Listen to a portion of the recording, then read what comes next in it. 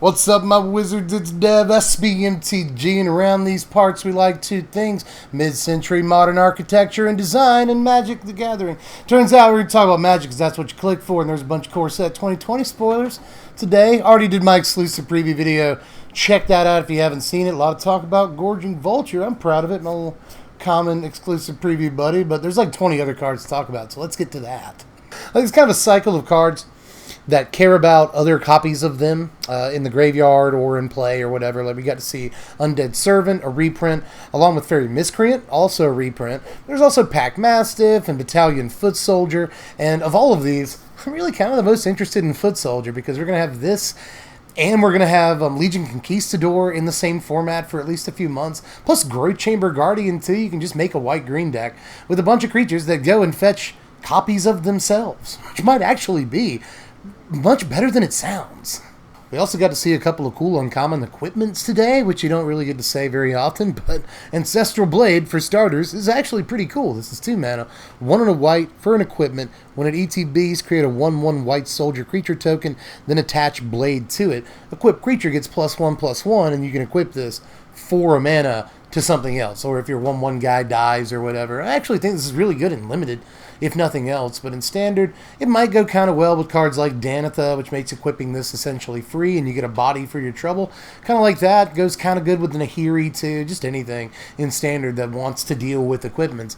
This actually seems like a pretty decent card, but all in all, I think the more powerful equipment piece today was Colossus Hammer, which looks silly at first glance, but this works really well with a couple of things. It's just 1 mana.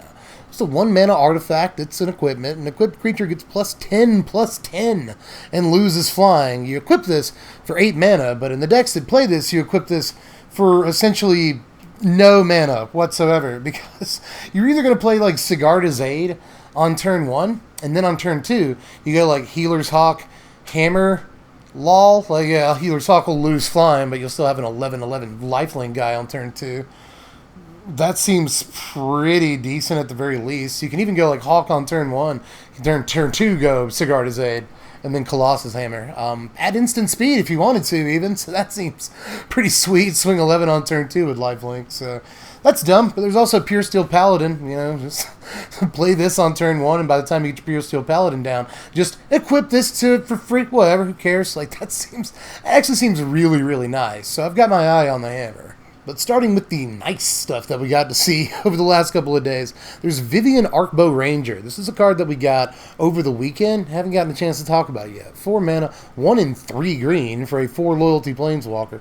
You can +1 her to distribute 2 +1/+1 counters among up to 2 target creatures. They gain trample till end of turn. You can -3 Ant Viv to have target creature you control deal damage equal to its power to target creature or planeswalker. Good ability there. And for -5, you may choose a creature card you own from outside the game, reveal it, put it into your hand. I actually think this is quite the good planeswalker. A lot of people kind of crapping on this card, from what I can see, at least. The basic response to this has been like, but no, I actually think it's probably at least a step or two above what most of the community has judged the deck. I like all of these abilities. I even like the first ability. Granting trample to 1 if not 2 creatures in the late game plus the power boost is actually really good in a lot of situations, especially in the late-ish game or if you're in a stalemate or something.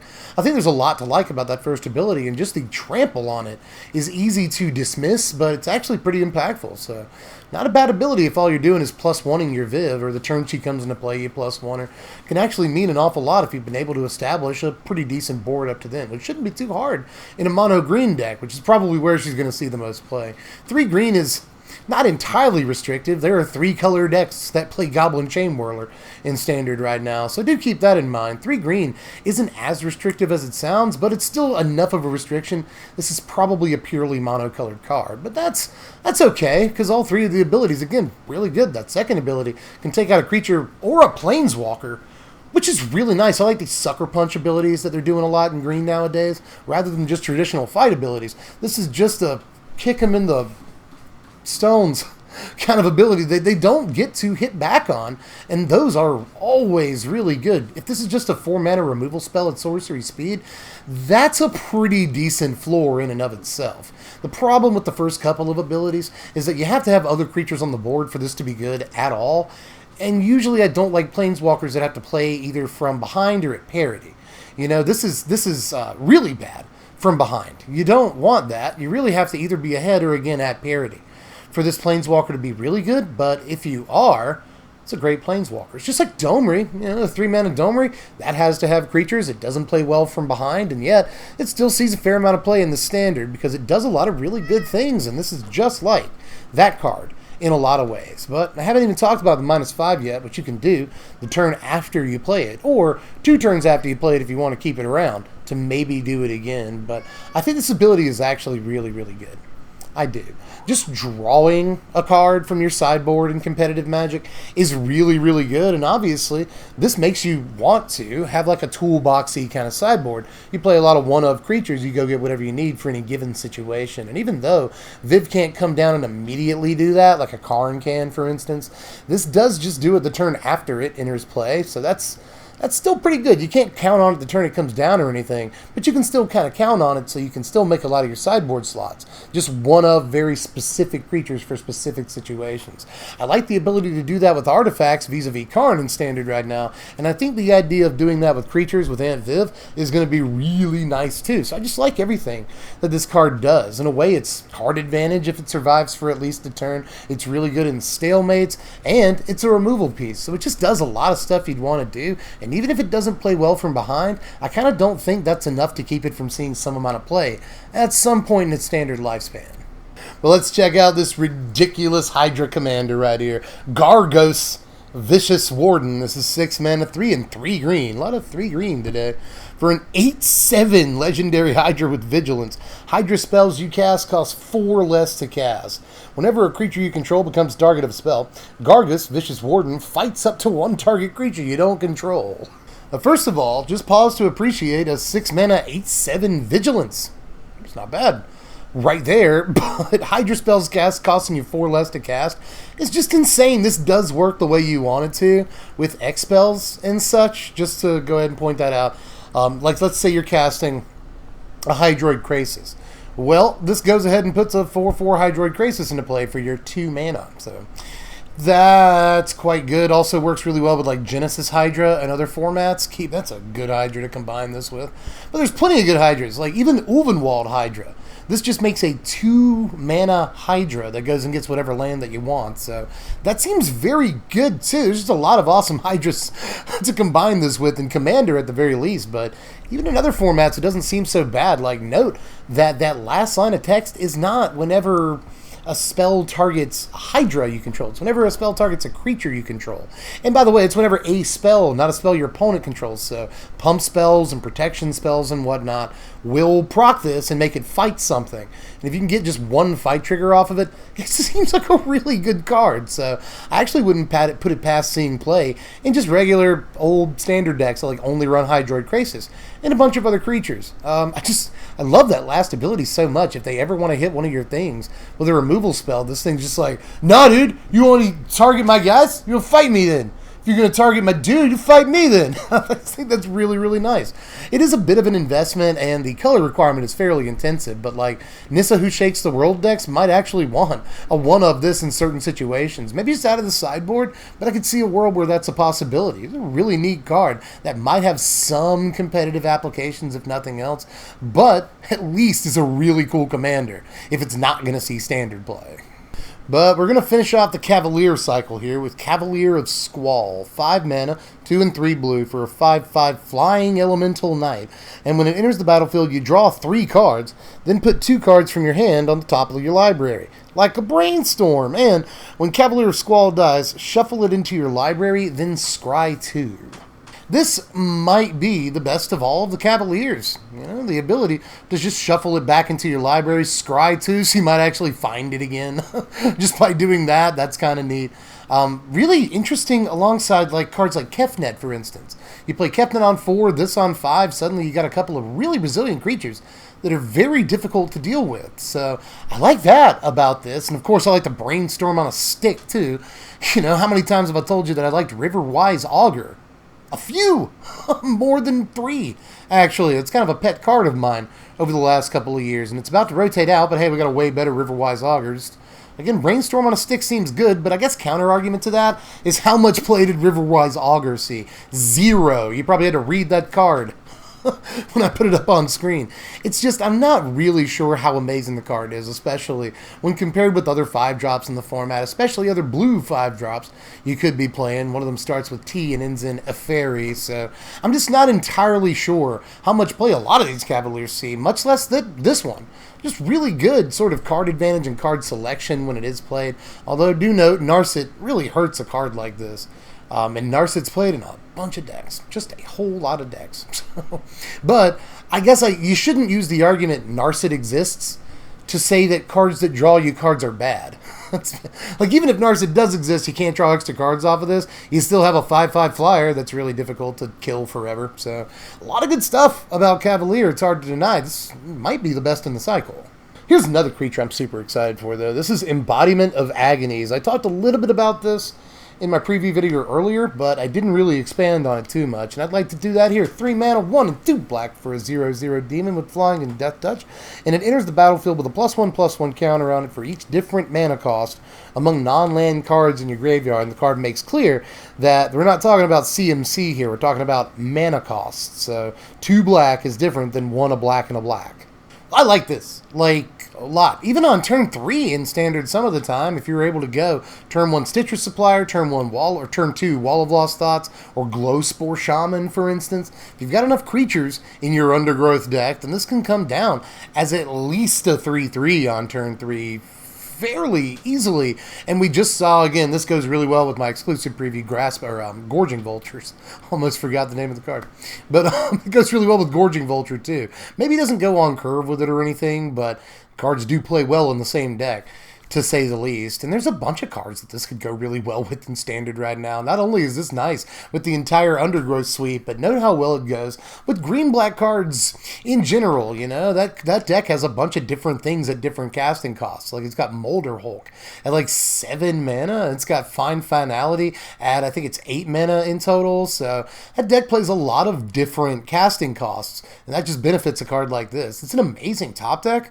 You know, play this even as early as like turn 6 or 7. And if you've been able to do a fair amount of self-milling up to that point, this can be like really huge, like so big that if they don't answer it immediately, it's just going to kill them. Like, it just represents this enormous threat later on in the game. And note that it gets +1/+1 counters too. So that's kind of cool with like Proliferate, if that matters to you. There's a lot of ways you can abuse that. So I like this. But the last few cards were from over the weekend. Let's get to the stuff from today, like Knight Vanguard. This is intriguing, just a red and a white for a 1/2 human knight with flying. And when it attacks, you create a 1/1 white soldier creature token, tapped and attacking. It's a Weejan War Boss, because it's tiny. It's bad joke there, I know, I'm sorry. I gotta fit a joke or two in every video, but this is actually really cool looking in pretty much anything Boros aggro. I know this gives the Boros Feather deck like 39 2-drops. I think it's in that kind of territory. There's way too many 2-drops for that deck. But I do think it's kind of cool for a deck like that. Or even in like a Naya Tokens build, for instance. Maybe even Mardu Aristocrats. This could go kind of well in. You know, anything that makes tokens is pretty nice. And the comparison to Legion War Boss, that's good too. I mean, for just 2 mana, you get something at least similar. Although War Boss is the better card, let me put it that way. You know, War Boss, the token goes ahead and attacks immediately. War Boss doesn't have to attack itself and put it in danger. And when War Boss has Mentor, there's a lot of good things about War Boss you can't necessarily say about this. But this costs 2 mana. This costs 2 mana. So War Boss costs 1.5 times what this costs. If you put it that way, this seems a lot more powerful. Compared to something like Imara, for instance, that creates a token whenever it becomes tapped, and most of the time that means whenever it attacks, the card is actually not bad at all. But speaking of 2-mana flyers, here's one that I should have to translate, but I won't, because it's actually really easy to just look at and know what this does. And I love the German name. I don't want to cover it up or anything. This is Sturmsippen Blitzboat. It's just sipping Sturms and blitzing boats. This is 2 mana. A blue and a red for a 2/2 elemental wizard. In case you wanted to know what a Zauberer is, apparently it's a wizard. With flying, that's what Flygen means. And Isle means haste. So, you get a 2-mana, 2/2 wizard elemental with flying and haste, which is a lot of value packed onto one body, especially when you take that creature type into account. Not elemental, that might actually matter, but no. Wizard, this allows you for 2 mana to put a body on the battlefield that lets you cast both Wizard's Retort and Wizard's Lightning at a discount. That's really, really nice, and this might actually go in Adeli's decks for the next few months while all these cards are in Standard together, and make Adeli's a real card, finally. 2-mana, 2/2 haste flying is good enough by itself in some ways, but just the ability to be a wizard, just being a wizard, puts this card 2 or 3 steps ahead of where it should be, and it's already in a pretty good position by stats alone. But you think I'm done with 2-mana cards? I'm not. We saw a lot of them today, and all of them are pretty good. Like Brineborn Cutthroat, this is a fine piece of cardboard. 2 mana, 1 and a blue for a 2/1 Merfolk Pirate with Flash, so it's already kind of good. But whenever you cast a spell during an opponent's turn, put a +1/+1 counter on Brineborn Cutthroat. I wish this was a wizard too, but it doesn't have to be. It could go in the same deck as Sturm Sippin', that last card we saw, because you're going to be playing a bunch of spells on your opponent's turn. Very likely, I do like that in like a blue-red spells deck, this is really nice.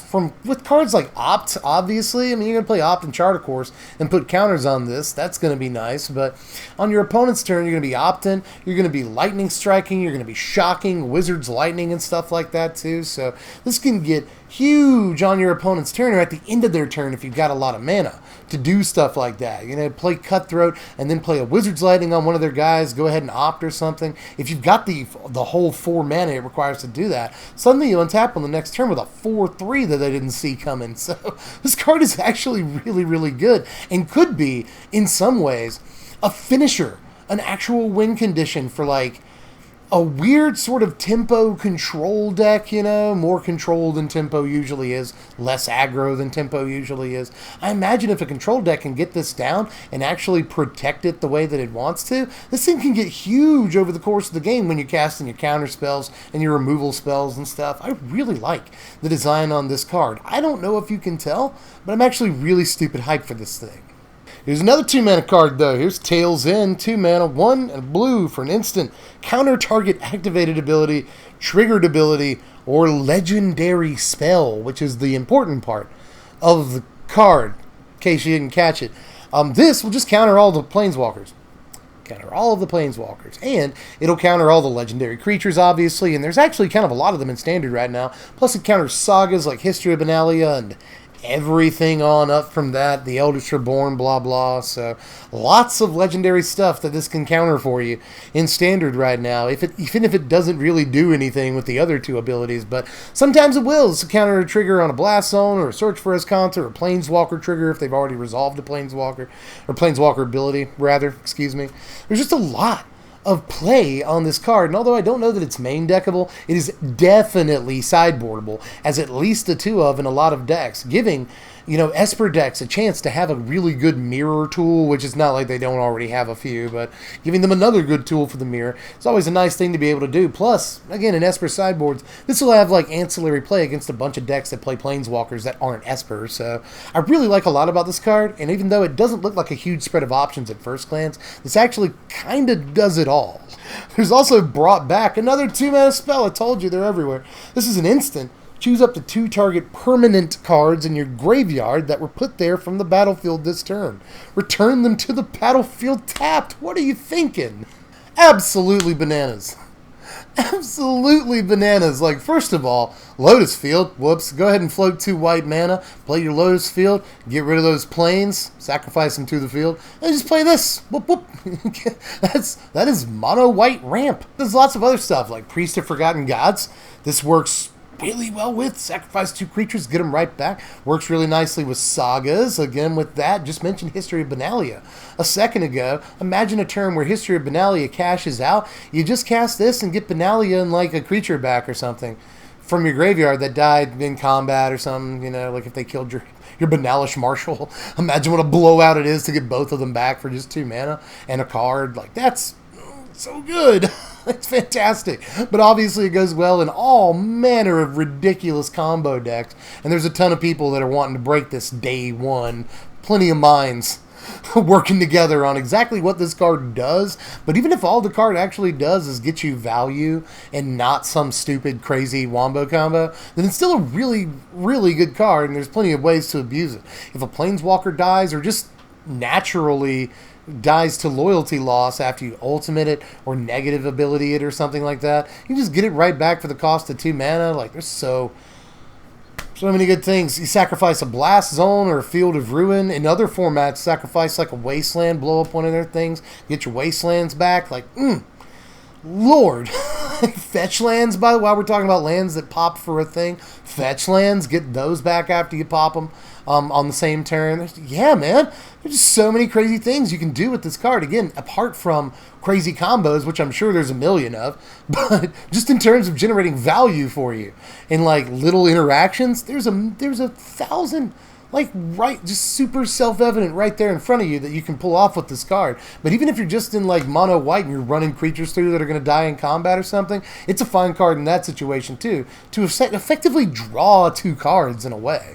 You know, all those things had to go to your graveyard this turn, but it's still, like, the word permanent on the card is just, like, crazy. Usually this would just be creatures or something, but you can get, again, Planeswalkers, enchantments, artifacts, lands, creatures, just whatever you want, and that makes this card completely busted and kind of seems like a mistake, to be honest with you. Alright, so let's bring it down a little bit with a card that is pretty hype, but I don't think anywhere near as dangerous as brought back, and that's Drac, Maw of Flames. This is a great name. Anytime I see Maw, M-A-W, I know it's supposed to be like this hellish teeth mouth, like I get that, but I just think like someone's mom. Maw of Flames. This is 7 mana, 4 and 3 red for a 7/7 legendary dragon with flying, and when Drakuseth, Maw of Flames attacks, it deals 4 damage to any target and deals 3 damage to each of up to 2 other targets.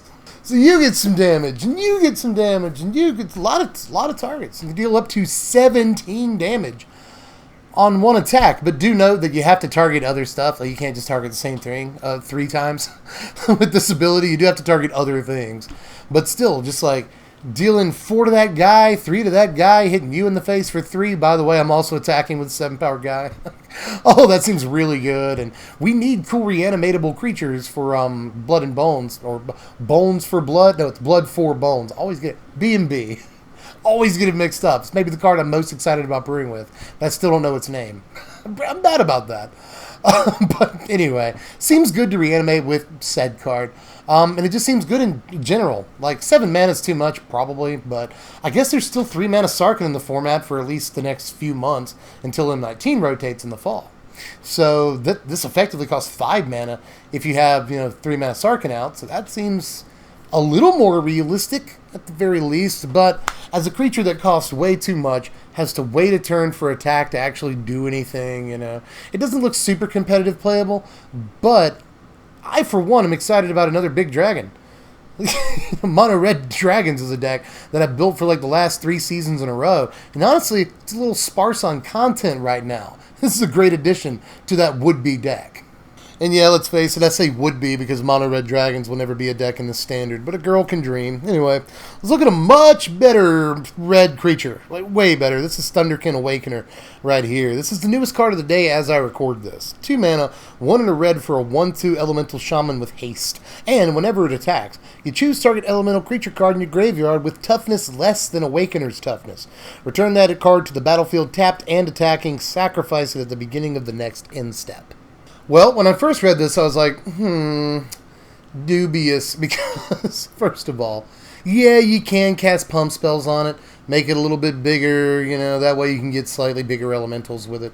But that's not always going to be the case, and usually with cards like this and like Dreadhorde Arcanist, for instance, you mostly want to look at cards that can just naturally get out of your graveyard for you. And it turns out, in elementals, you've got a wide spread of options. Like, first of all, you've got Ball Lightning and pretty much any card that's a take on Ball Lightning, and there's kind of a lot of them, and they're all elementals, and they all have 1 toughness, so have fun with that. That doesn't seem half bad right there, but even in standard, you've got Risen Reef, which isn't terrible. Yeah, you only get it for 1 turn, but at least you get the ETB trigger on it whenever you attack with this, and That actually doesn't seem half bad, but you also get Lightning Mare in for another attack, and maybe you'll have all your mana untapped too, so it can actually get through for a lot of damage after it fire breathes or whatever. So there's actually some cool things about this card in Standard, but there's more than that. Outside of Standard, aside from just ball lightning stuff, you've got Vespelark. We just saw Vesperlark in Modern Horizons, and this could actually go pretty well with that. Again, you sacrifice Vesperlark at the end of the turn, but whatever, you got the value out of it, you don't care. Oh, and this plays really well in the same deck with a Flicker Wisp, because again, not only can you get back Flicker Wisp and blink something when this attacks, but if you get a different creature back when this attacks, and then on your second main phase you cast Flicker Wisp, just blink the creature that you got back from your graveyard and you won't have to sacrifice it EOT anymore. Whoops, Waka Waka. It seems like a pretty good interaction right there. So I like that too. There's just a lot of really cool stuff you can do on day one with this card. But we have reached the end, my friends. My fizzy favorite card of Monday afternoon was definitely Mystic Forge. My God, this is 4 mana for an artifact. You may look at the top card of your library anytime. You may cast the top card of your library if it's an artifact card or colorless non-land card. And you can tap this and pay a life to exile the top card of your library. So it's like an Experimental Frenzy, Future Sight thing. Experimental Sight, Future Frenzy, something like that. But I love it. I have a certain affinity for it, if you see what I did there. The question has been, at least on the Spike subreddit, is this better than EX Frenzy in Modern Affinity? I think you probably have to make some tweaks to the deck and cut out some of the colored cards, but I still think it's probably worth it in the end to play this over Experimental Frenzy. A lot of people, like the comment I keep seeing is that like Experimental Frenzy, you know, allows you to play past lands and stuff. This does that too, right? Like it doesn't allow you to play lands off the top of your library. Excuse me, Ziggy, I apologize. But it does allow you at least once a turn to get a land off the top of your library. And if you drew a land for the turn, you can play it, unlike some other cards. So yeah, it could actually see real play in Modern, but enough about that. You guys know what I like to talk about, and that's Standard, where this card could actually be okay. Just built an all-colorless deck this season, like a month ago.